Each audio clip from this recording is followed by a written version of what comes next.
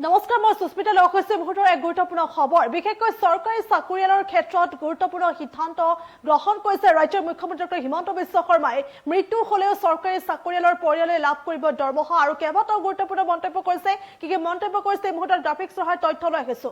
আৰু লগতে এইদৰে আচলতে চৰকাৰী চাকৰিয়াক লৈ বৃহৎ মন্তব্য কৰিছে ৰাজ্যৰ মুখ্যমন্ত্ৰীগৰাকীয়ে। মৃত্যু হলেও চৰকাৰী কৰ্মচাৰীৰ পৰিয়ালে লাভ কৰিব দৰমহা আৰু কৰ্মচাৰীসকলৰ বয়স ৬০ বছৰ হোৱালৈকে নিকট আত্মীয়ই লাভ কৰিব সম্পূৰ্ণ দৰমহা।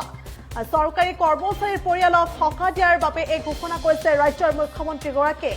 চৰকাৰী কৰ্মচাৰীসকলক সুন্দৰকৈ কাম কৰিবলৈ আহ্বান জনাইছে ৰাজ্যৰ মুখ্যমন্ত্ৰীগৰাকীয়ে। একেদৰে কৰ্মচাৰীসকলে চাকৰি শেষ হলে পাব UPSৰ অধীনত পেঞ্চন আৰু 10 লাখ টকাও বীমাৰ ধন চৰকাৰী কৰ্মচাৰীসকলে লাভ কৰিব বুলি ঘোষণা কৰিছে মুখ্যমন্ত্ৰীগৰাকীয়ে। আৰু লগতে SBIৰ পৰা চৰকাৰী কৰ্মচাৰীৰ গৃহ ঋণ 30 লাখ টকা পৰ্যন্ত পাব।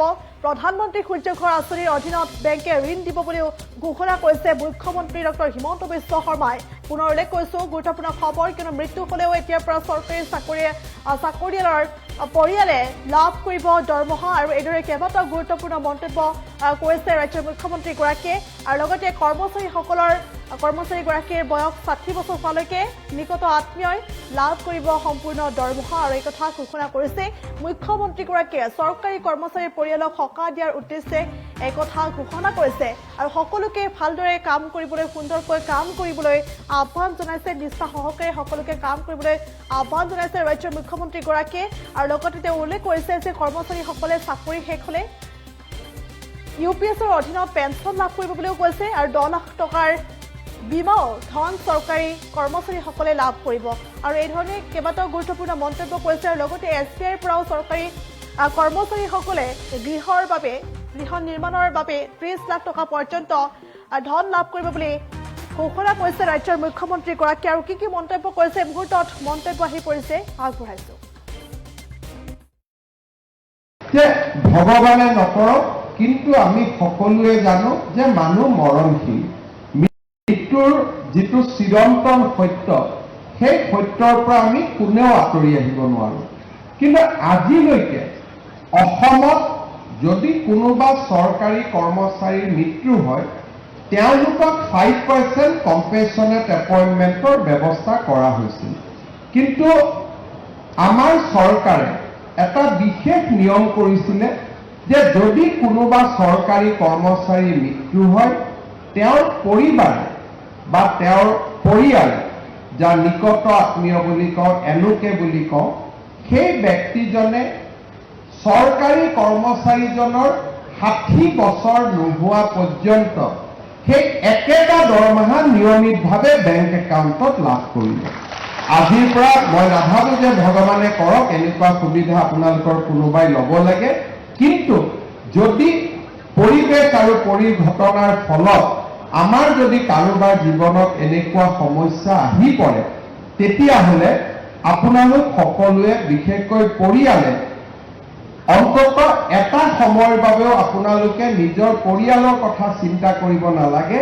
সেই পৰিয়ালটোৱে চৰকাৰৰ পৰা দৰমহাও পাব আৰু মৃত্যুৰ পিছতো ইউনিফাইড পেঞ্চন স্কিমৰ সুবিধা তেওঁলোকে নিৰন্তৰ পাই থাকিব।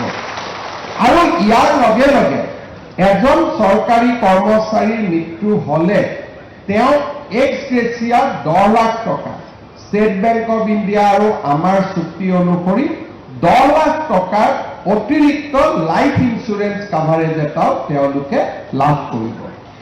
এই গোটেইখিনি সুবিধাৰ লগে লগে আজিৰে পৰা আপোনালোকে আপোন বাহন আৰু আপোন ঘৰ আঁচনিটো ষ্টেট বেংক অৱ ইণ্ডিয়াৰ পৰা আপোনালোকে লোন পাবলৈ সক্ষম হ'ব। আৰু আপোনালোকে জানে যে এই লোন আগতে 15 লাখ টকা আছিল।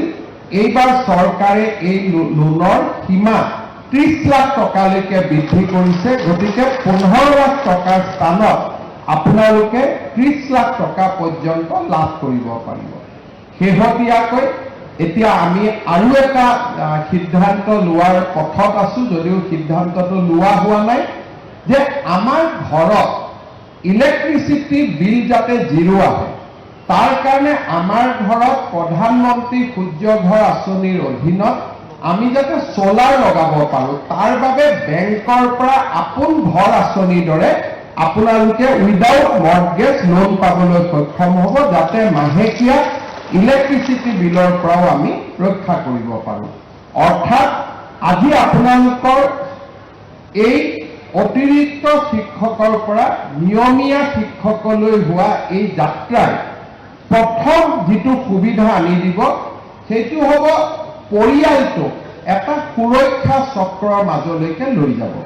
আজি মই গৌৰৱ অনুভৱ কৰোঁ, আমাক বহুতে বিভিন্ন ধৰণে কথা কৈ থাকে, কিন্তু কোনোবা চৰকাৰী কৰ্মচাৰীৰ মৃত্যু হ'লে আজি অসম চৰকাৰে যি সুৰক্ষাৰ চক্ৰ তেওঁলোকক দিব পাৰে, ভাৰতৰ কোনো ৰাজ্যত কোনো চৰকাৰী কৰ্মচাৰীক এনে সুৰক্ষা দিব পৰা নাই।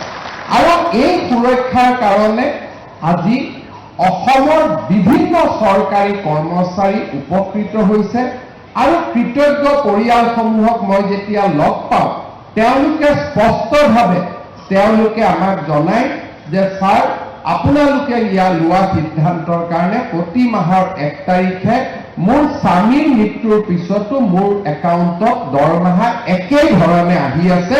এনেকুৱা ধৰণৰ সুৰক্ষা চক্ৰ কোনো ৰাজ্যতে আজিলৈকে কোনো চৰকাৰে দিব পৰা নাই। যোৱাবাৰ একাউণ্টেণ্ট জেনেৰেল অফ আছামে ইয়াৰ ওপৰত এডভাইচ কমেণ্ট দিয়াৰ পিছতো আমি ৰাজ্য চৰকাৰৰ কৰ্মচাৰীসকলৰ বৃহত্তৰ স্বাৰ্থৰ খাতিৰত এনেধৰণৰ সিদ্ধান্তসমূহৰ লগত আমি খুব দৃঢ়তাৰে সৈতে থিয় দি আছোঁ। আৰু তাৰ ফলত আজি ৰাজ্য চৰকাৰৰ যিকোনো খবৰৰ বাবে যোগাযোগ কৰক 7099017330 লগতে 7099017110।